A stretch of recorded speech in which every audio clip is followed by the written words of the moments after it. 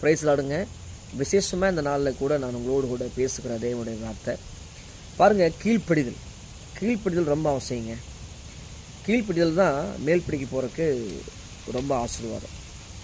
வேதத்தில் ஆதாமேவளுக்கு தேவன் சொன்ன வார்த்தையை மீறி போன ஏவாளுடைய வாழ்க்கையில் சாபத்தை அவங்க வாழ்க்கையில் தரித்து கொண்டாங்க.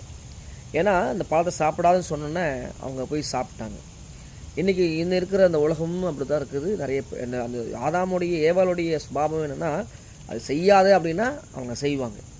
ஏன்னா வேதத்தில் அப்படியே சொல்லுது, தேவன் சொன்ன வார்த்தையை கீழ்ப்படியாமல் போய் தான் அவங்க என்ன பண்ணாங்க, செய்தாங்க. இது செய்யக்கூடாது அப்படின்னா அதை செய்வேன் அப்படின்னு சொல்லி பெரியவனங்க பழத்தை புசித்தாங்க. அதுக்கப்புறம் நிர்வாணியாக இருப்பதை தேவன் மகிமைன்னு வச்சுருந்தார் அவங்கள. ஆனால் அந்த பழத்தை எப்போ புசித்தாங்களோ கெடுறதெல்லாம் மனத்தையும் கெடுக்குமா குரங்கு. அது மாதிரி அவங்க கெட்டதும் இல்லாமல் அவனுடைய கணவரையும் என்ன பண்ணாங்க, பழத்தை கொடுத்து அந்த கீழ்ப்படிதலை இவங்களுக்கும் கொடுத்தாங்க. கீழ்ப்படியாமல் இருக்கிறத இவங்களுக்கு கொடுத்தாங்க, அவங்க சாப்பிட்டாங்க. ரெண்டு பேர் நிர்வாணமாக இருக்கிறங்கிறத விஷயத்தை அவங்க அறிஞ்சு கொண்டாங்க. ஏன் நிர்வாணமாக இருக்கிறது அவங்க தெரிஞ்சுது அப்படின்னா, அதுக்கு முன்னாடி தேவனுடைய மகிமையில் இருந்தாங்க. ஆதாம் ஏவாள் தேவனுடைய மகிமையில் தேவனுடைய பிரசனத்தில் இருந்தாங்க. அதனால் நிர்வாணம் தெரியப்படலை. ஒரு மேகம் ஒரு மேலே மனுஷன் மூடியது எப்படி இருக்கும், அதுபோல் ஆதாம் ஏவாள் இருந்தாங்க. ஆனால் எப்போ ஏவாளுடைய கீழ்ப்படியாமைங்கிற ஒரு காரியம் முழு ஆசீர்வாதத்தை இழந்து போக பண்ணுச்சு. தேவ ஜனமே நான் அதுதான் சொல்லுகிறேன். கீழ்ப்படிதலுங்கிறது ரொம்ப ஆசீர்வாதம். பலியை காட்டிலும் பலி செலுத்துறீங்களே, பலி செலுத்துறதை காட்டிலும் உங்கள் கீழ்ப்படிதல் ரொம்ப அவசியம். நீங்கள் என்ன பலி செலுத்தினாலும் சரி, தேவனுக்கு நீங்கள் எதை கொடுத்தாலும் சரி, ஆனால் கீழ்ப்படிதலைன்னா நீங்கள் என்ன கொடுத்தாலும் பிரயோஜனம் இல்லை. இன்னும் லோத்துடைய மனைவி அப்படி தான். திரும்பி பார்க்காதுன்னு சொல்லும் போது அவள் திரும்பி பார்த்தா. எனக்கு அநேகருடைய செய்யக்கூடாதுன்னா அதை தான் செய்யணும்னு நினைக்கிறாங்க. செய்ய வேண்டாம், செய்யக்கூடாது அப்படின்னா அவங்கள நம்மளை கட்டுப்படுத்த முடியல.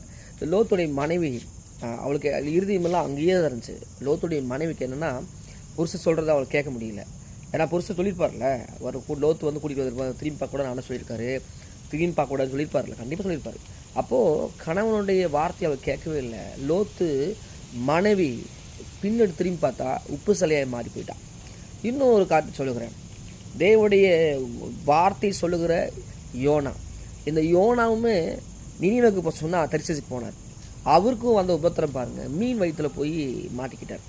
இன்றைக்கி அவர் சொல்கிற வார்த்தை இப்போ கடல் பாசையில் சுற்றி கொண்டது. ஏன் கடல் பாசை சுற்றி கொள்ளணும்? யோனாவோட நிலைமை காரணம்னா தேவனுக்கு கீழ்ப்படியாமல் போனனால தான் அவருக்கு மீன் வயிற்றுக்குள்ளே மாட்டிக்கொள்ளுக்கிற ஒரு அனுபவம். இன்றைக்கி அனைவருடைய வாழ்க்கையில் தேவனுக்கு கீழ்ப்படியாதனால தான் கடல் பாசியில் மாட்டிக்கிறது போல், மீன் வகைகளை மாட்டிக்கிறது போல் பிரச்சனையில் மாட்டிக்கிறாங்க. அனைவருடைய குடும்பம் உடைய காரணம் என்னங்கிறீங்க பாருங்கள். லோத்து ஒரு மனைவியோடு குடும்பத்தோடு வந்தான், 2 பிள்ளைகளோடு வந்தான். ஆனால்